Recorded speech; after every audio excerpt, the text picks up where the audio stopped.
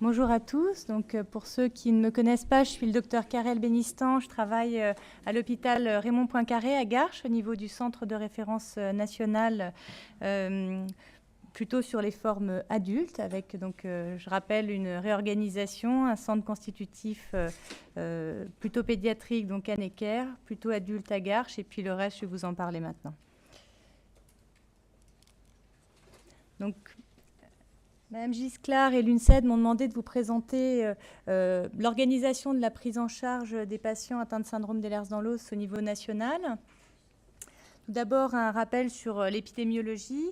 On estime à environ 12 000 patients atteints de syndrome d'Ehlers-Danlos en France, avec une répartition, comme vous le voyez, assez hétérogène en fonction du type de syndrome d'Ehlers-Danlos.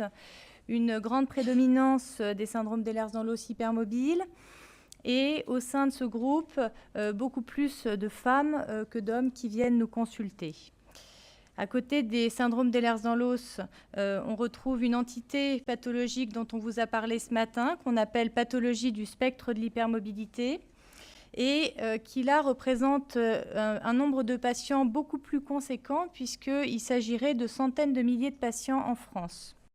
Donc, vous imaginez bien que depuis plusieurs années, avec ce rapprochement par certains auteurs de la notion de syndrome d'Ehlers-Danlos hypermobile et puis de ce qu'on appelait auparavant syndrome d'hypermobilité articulaire, cela a progressivement donc entraîné une explosion du nombre de consultations au niveau des centres de référence et une nécessaire réorganisation des choses sur le territoire national qui a pu se faire dans le cadre du plan national maladie rare 3 en 2017. L'idée étant de redéployer des moyens pour adapter l'offre de soins à la demande et une application dans ce contexte en termes de définition devenait vraiment indispensable et c'est ce qui a donné naissance au consortium international des syndromes d'Ehlers-Danlos. La problématique en Ehlers-Danlos, alors je suis désolée parce qu'il y a une histoire de format, bon, on va faire avec. Donc la problématique en Ehlers-Danlos vient de la difficulté diagnostique, puisque comme vous l'avez compris, il y a une grande hétérogénéité génétique et une variabilité phénotypique.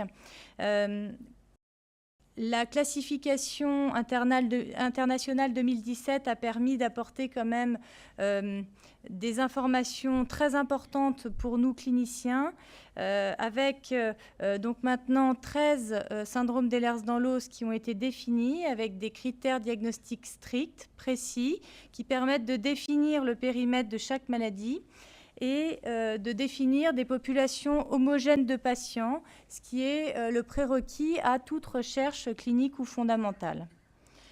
Pour l'instant, pour les syndromes d'Ehlers-Danlos hypermobiles, le diagnostic est uniquement clinique, les gènes restent à découvrir, d'où l'importance de ces critères précis sur lesquels vraiment il faut insister. Pour les 12 autres types de syndrome d'Ehlers-Danlos, comme cela vous a été dit, il existe maintenant une possibilité de confirmation diagnostique et c'est vraiment important, je pense, d'aller jusqu'au bout de cette démarche.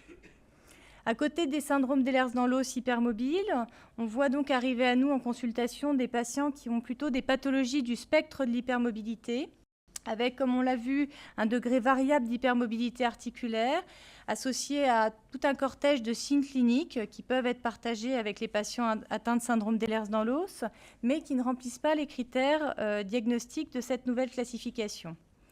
Leur prise en charge et leur suivi ne relèvent en principe pas du Centre de référence national des syndromes d'Ehlers-Danlos. Cela nous a été rappelé par la Direction générale de la santé, mais plutôt des services hospitaliers, comme les centres de la douleur, les services de médecine interne, de rhumatologie, d'orthopédie, etc.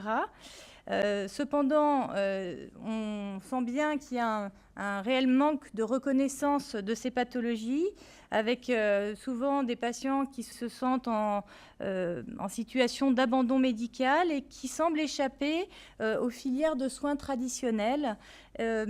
Alors, est-ce que cela est dû au fait que les bases physiopathologiques ne sont pas bien connues, qu'on ne connaît pas non plus très bien les facteurs de prédisposition génétique ? Probablement. Toujours est-il que la Direction générale de la santé est sensible à cette question, puisque nous lui avons vraiment fait remonter cette problématique, et devrait en principe réunir un certain nombre de sociétés savantes pour essayer de résoudre ce problème et de permettre un accès aux soins aussi à ces malades. Par ailleurs, il faut savoir que toutes les avancées, sur le plan diagnostique, sur les connaissances scientifiques en syndrome d'Ehlers-Danlos pourront certainement apporter aussi des réponses à ce groupe de patients. C'est une chose importante à savoir. Et puis, donc pour revenir vraiment à la prise en charge, il faut savoir qu'un diagnostic, quel qu'il soit, mais en Ehlers-Danlos encore plus qu'ailleurs, le diagnostic doit prendre un certain temps, contrairement à ce qu'on a tendance à entendre, où souvent les patients arrivent et attendent le diagnostic à la fin de la consultation. Ce n'est pas vraiment comme ça que ça se passe en réalité. On a souvent besoin d'examens complémentaires, l'idée étant bien sûr d'éviter de passer à côté d'un autre diagnostic, parfois d'ailleurs accessible à un traitement spécifique, ce qui serait assez dommageable pour les malades.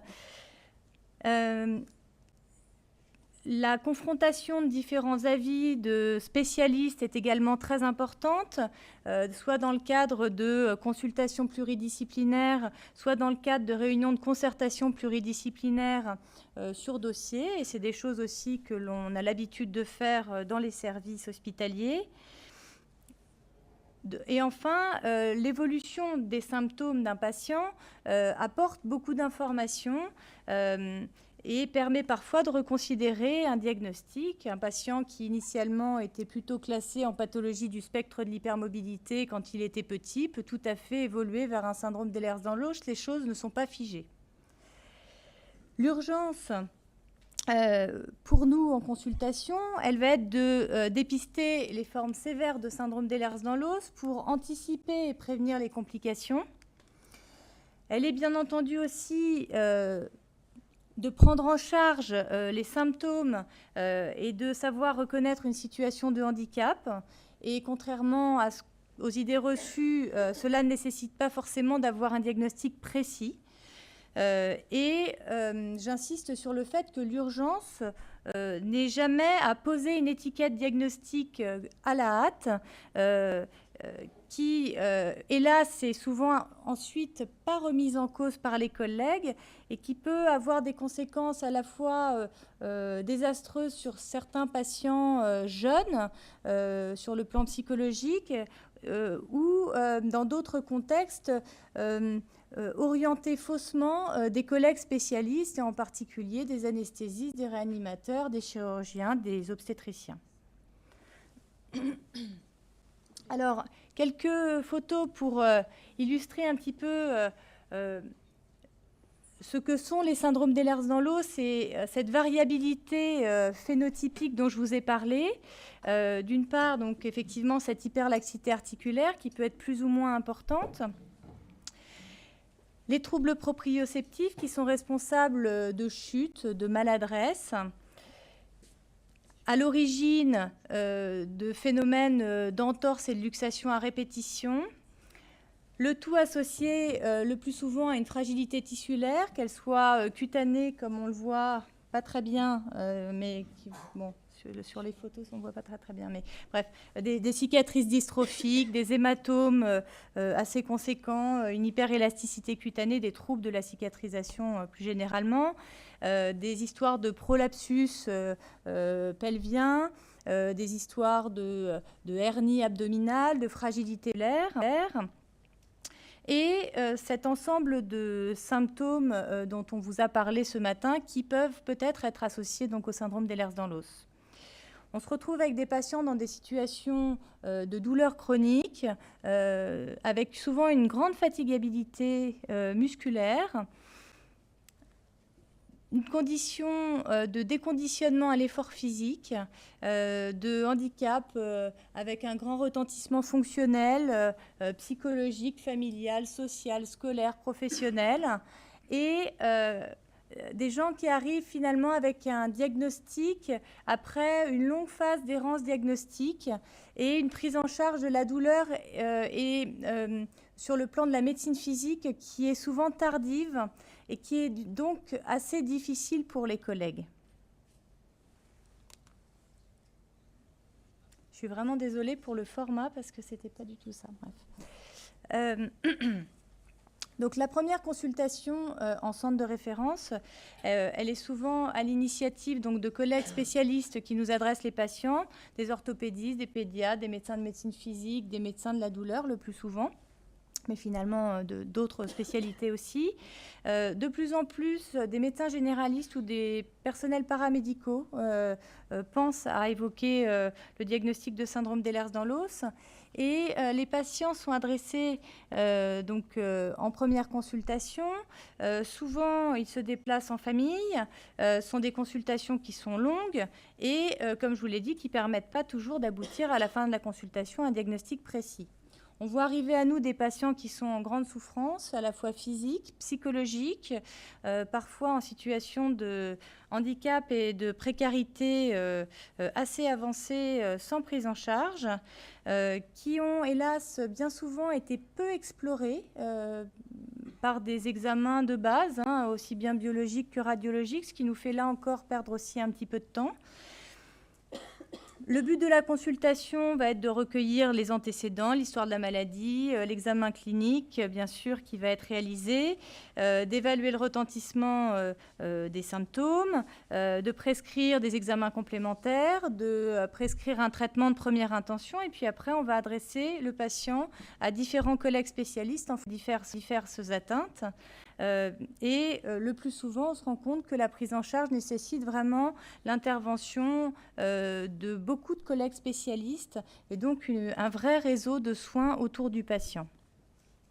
Les conclusions sont toujours rendues dans le respect des recommandations internationales au niveau du centre de référence et au niveau des centres de compétences. On a vu ce matin, le 100% n'est pas systématique, c'est en fonction des différentes conclusions des différents spécialistes et des besoins du patient qu'on va être amené à proposer une prise en charge à 100%, de même que la prise en charge en MDPH qui doit être adaptée à chaque patient. Et puis, on va le voir, le patient est ensuite orienté vers une prise en charge de proximité. Il y a toujours des possibilités, bien sûr, de recours diagnostic auprès des centres de référence dans des situations comme la grossesse, une chirurgie programmée, nécessité d'un conseil génétique pour un apparenté. Et un point sur les consultations de génétique médicale. Leur particularité, c'est cette habitude que l'on a de faire un arbre généalogique qui permet d'orienter parfois vers un mode de transmission génétique et donc vers un type de syndrome ou un autre. Et puis surtout d'évoquer d'autres diagnostics qui ne sont pas forcément évoqués par d'autres collègues spécialistes. Et en particulier, il faut savoir qu'il y a un certain nombre de maladies génétiques qui vont se manifester par de l'hyperlaxité, par une scoliose, par des anomalies cutanées. Et en particulier, on sera vigilant quand on a des anomalies du morphotype, des retards des acquisitions, des troubles du comportement, notamment des problèmes psychiatriques, une symptomatologie musculaire associée, des troubles de la croissance staturopondérale, des anomalies osseuses, des anomalies vasculaires, ophtalmologiques, etc. Tous ces points-là doivent bien être notifiés dans le dossier pour ne pas méconnaître une autre pathologie génétique associée à de l'hyperlaxité. En fonction du diagnostic retenu, donc des tests génétiques vont pouvoir être proposés aux patients avec assez souvent des prélèvements aussi des apparentés pour essayer de vraiment comprendre l'origine génétique de la maladie. Cela se fait toujours après signature d'un consentement éclairé. Concernant les syndromes d'Ehlers dans l'os, des tests génétiques ont émergé depuis 2 ans, mais je laisserai ma collègue, le docteur Corinne Mété, vous en parler juste après moi. Pour le moment, ce ne sont pas des tests de routine, parce qu'ils nécessitent en fait une étroite collaboration entre les cliniciens et les biologistes. Les interprétations sont longues, difficiles, nécessitent des réunions de concertation pluridisciplinaires, là encore. Et il faut savoir que parfois, les résultats qui sont rendus sont des résultats partiels, puisque pour le moment, ce sont des panels qui ne testent pas tous les gènes. Et donc, on peut être amené dans un deuxième temps, dans le futur, à recontrôler, à tester d'autres gènes chez un même patient. Donc, en conclusion de cela, c'est qu'il ne faut surtout pas attendre le résultat du test génétique pour prendre en charge son malade. Parce que c'est une question qui se pose assez régulièrement. On nous appelle, on nous dit, voilà, on attend pour mettre en place telle ou telle chose, d'avoir le résultat du test génétique. Ça, je pense qu'en aucun cas, il faut attendre le résultat du test génétique. On peut attendre le résultat du test génétique quand il y a une chirurgie un peu particulière envisagée et qu'il y a une suspicion de syndrome d'Ehlers-Danlos vasculaire, par exemple, pour essayer d'adapter un peu la prise en charge. Mais sinon, pour la prise en charge en douleur, en médecine physique, en aucun cas, cela ne doit être un frein pour la prise en charge. Et puis enfin, donc, lorsque la mutation causale est retrouvée, un conseil génétique donc, peut être proposé à la famille et aux apparentés, en particulier en cas de future grossesse, Mais il y a des possibilités de consultation préconceptionnelle. Et le professeur Alexandra Benaki, qui est dans la salle, propose ce type de consultation. Et travaille donc activement en lien donc avec les centres pluridisciplinaires de diagnostic prénatal, en concertation avec les centres de référence, les centres de compétences. Mais bien sûr, cela concerne des types de syndrome d'Ehlers-Danlos particuliers. Et vraiment, cela reste une discussion entre les médecins et certaines familles. Alors, la prise en charge ensuite au long cours du patient. Vous voyez que j'ai essayé d'illustrer un peu sur une diapo l'ensemble des intervenants qui vont, des acteurs médico-sociaux qui vont intervenir autour du patient, qui bien sûr est au centre de cette prise en charge. Souvent qui a du mal à se retrouver avec tous ces intervenants autour de lui.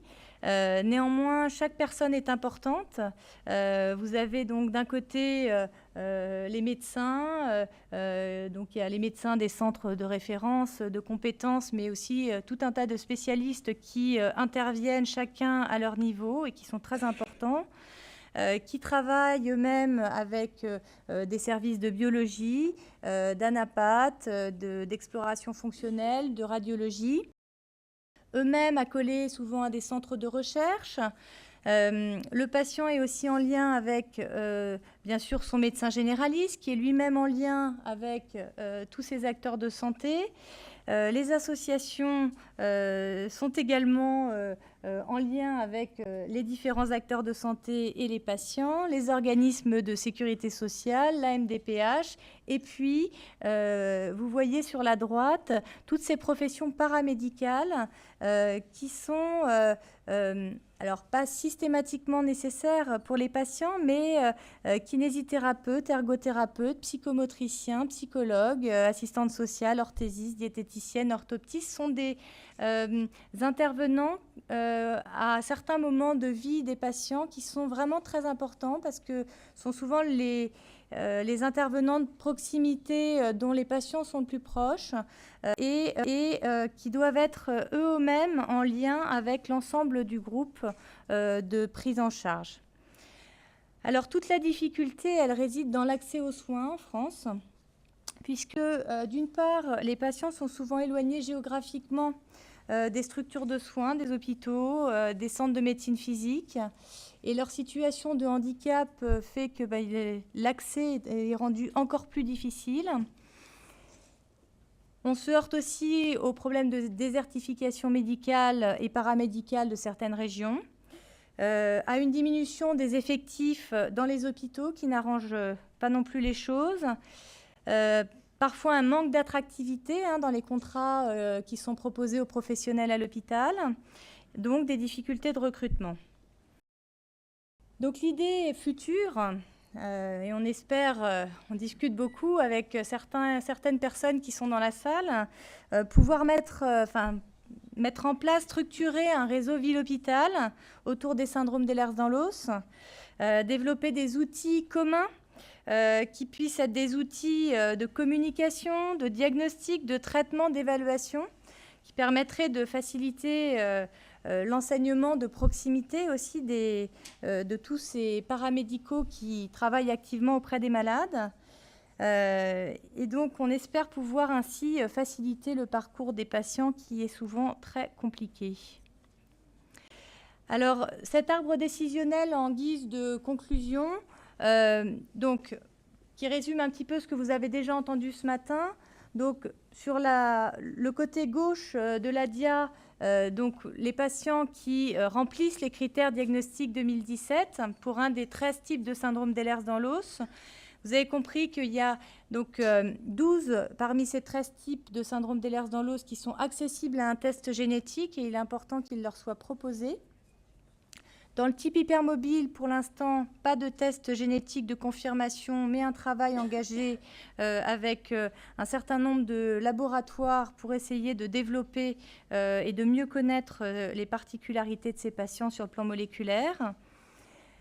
Lorsque la mutation causale a été identifiée, on peut bien sûr apporter un conseil génétique aux familles et puis dépister les effets.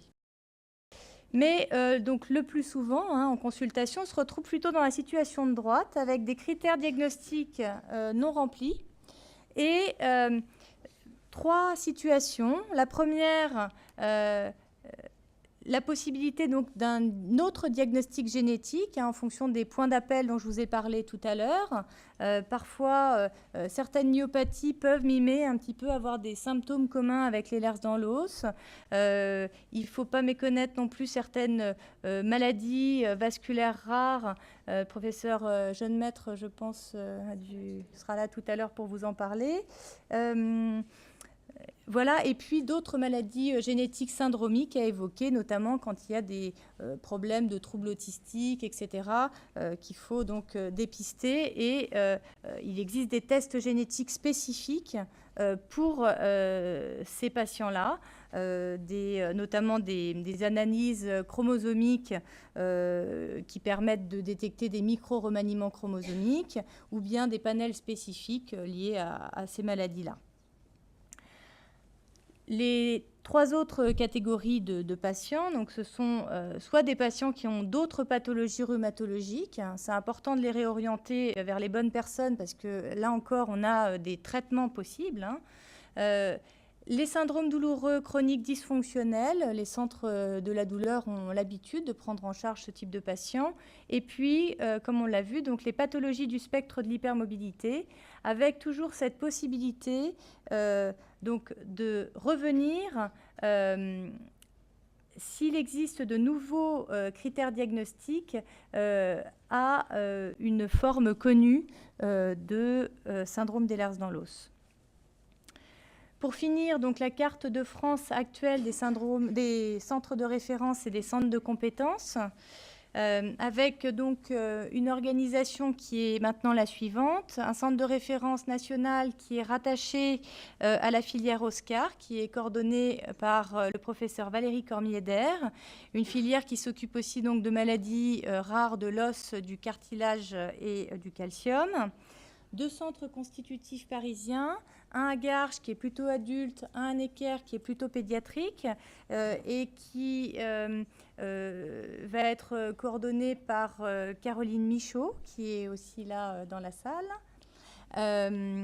Et puis 12 centres de compétences qui ont accepté de faire partie de ce groupe de travail avec une mission d'importance.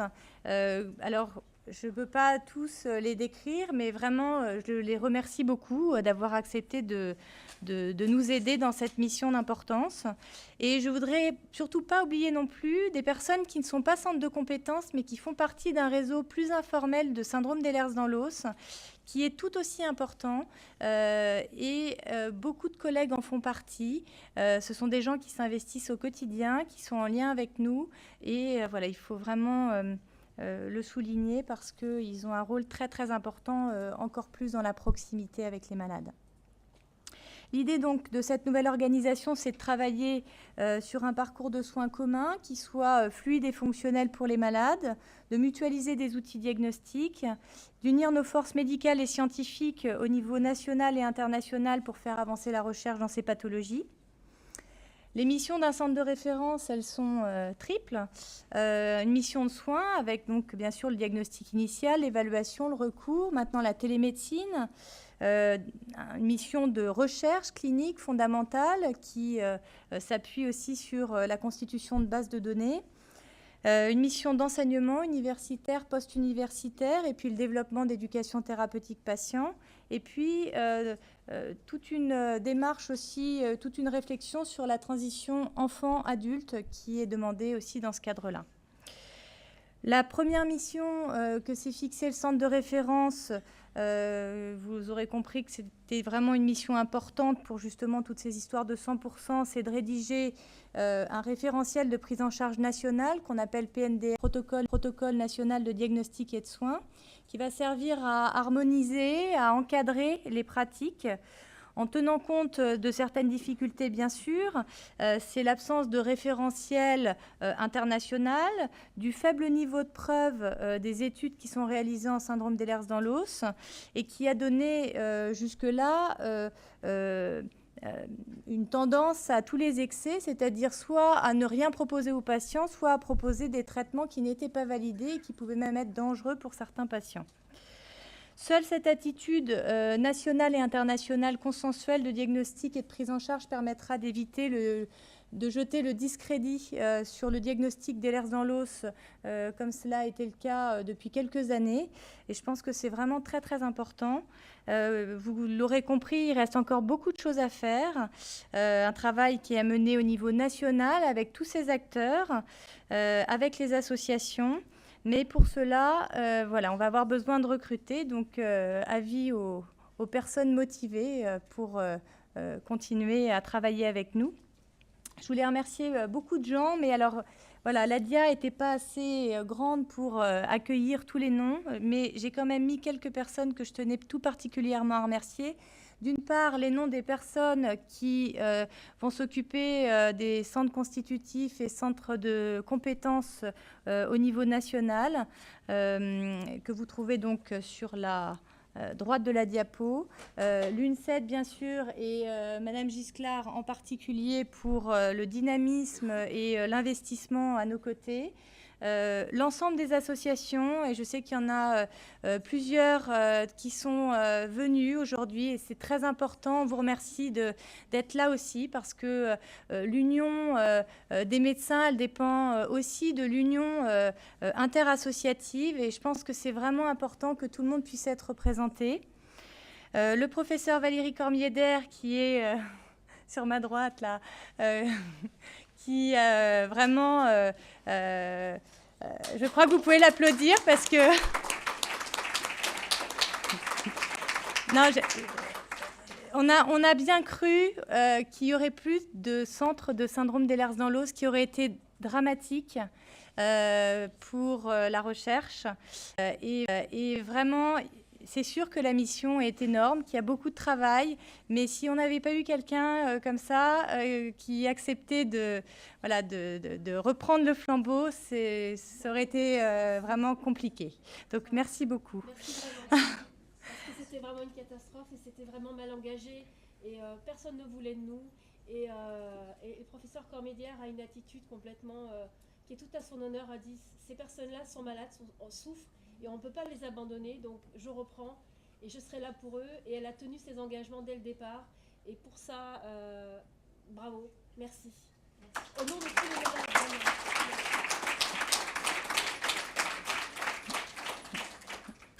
À titre plus personnel, moi je voulais remercier aussi le professeur Xavier Jeunemaître et le professeur Bertrand Chevalier, qui est mon chef de pôle, qui m'ont fait confiance et qui m'ont soutenue dans toute cette démarche de réorganisation du centre de référence.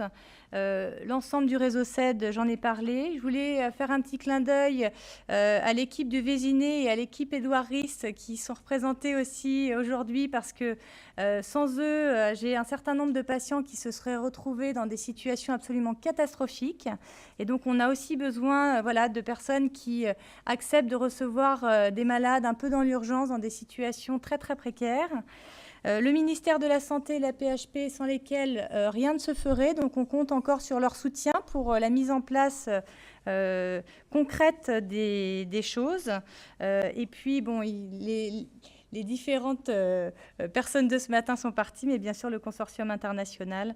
Et puis, surtout, l'équipe de Garches, qui est une équipe fidèle, solide, sur laquelle je peux m'appuyer et qui est une petite équipe, mais de personnes vraiment extraordinaires.